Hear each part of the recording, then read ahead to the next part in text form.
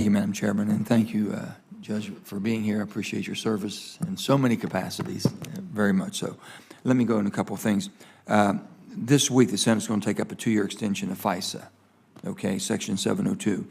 Some groups have raised concern that House-passed FISA reauthorized would expand the scope of who could be targeted under Section 702 by changing the definition of electronic communication service providers. I, for one, do not have those concerns because we have basically expanded upon how we communicate different ways, and we should be looking at everything to protect our countries. Do you have concerns, or has it been brought to your attention? Yeah, so I know this particular issue. Let me first state, as I know you know, 702 is essential to our ability to protect the country in many ways, but particularly since the Hamas terrorism attacks on October 7th from foreign terrorism in the United States. The change that you're particularly talking about is a technical change. It's a consequence of internet technology changing in the 15 years since FISA 702 was passed. It's narrowly tailored. It is actually a response to the suggestion from the FISA court to seek this kind of legislative fix. It does not in any way change who can be a target of Section 702. It's just the way we gather, what different mechanisms we gather information from, I guess, right? Yeah, it can only be, but the target can only be a foreign person located overseas where there's a reasonable expectation of getting foreign intelligence. So it's not of a concern that you have basically from I don't have any concern with this technical fix. I don't either. I just want to make sure you help me confirm that. But I would like to, I'm going to go through a few things that people ask me most.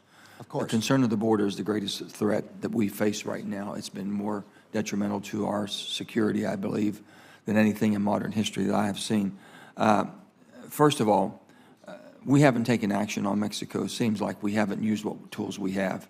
They're a member of the USMCA, you know, the new NAFTA, if you will, and they haven't been a good partner. Let's put it that way. And there's been more people in my state. It's number one killer is opiates, illicit drugs coming into. We were targeted, and it just devastated our state. Is there anything that can be done in them being violation of USMCA, which could threaten their, which we would have the ability to threaten their participation, or as a member of USMCA?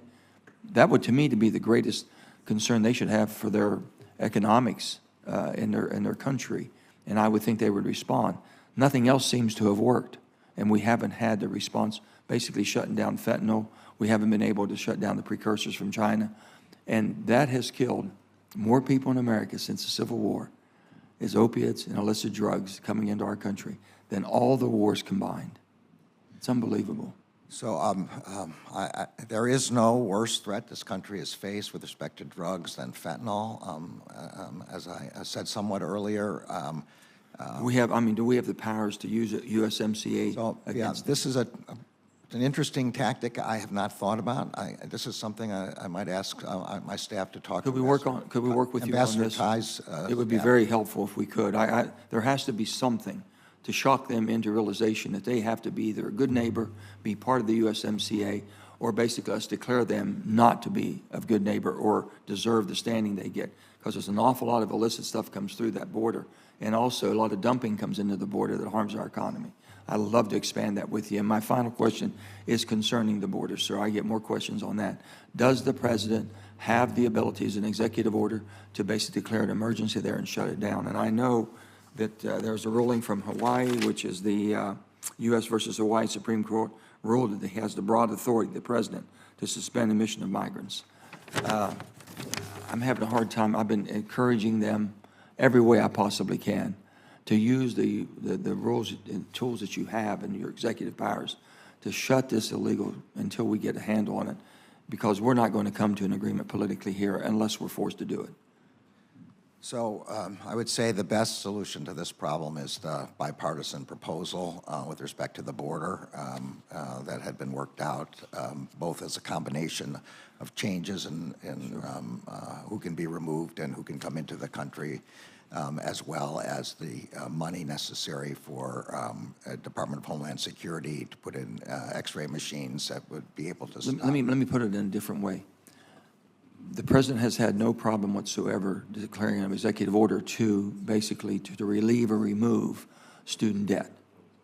And that's been challenged, and it's been upheld that he can't do it in court, but he does it anyway. I'm fine, and whatever he thinks he has the right to do.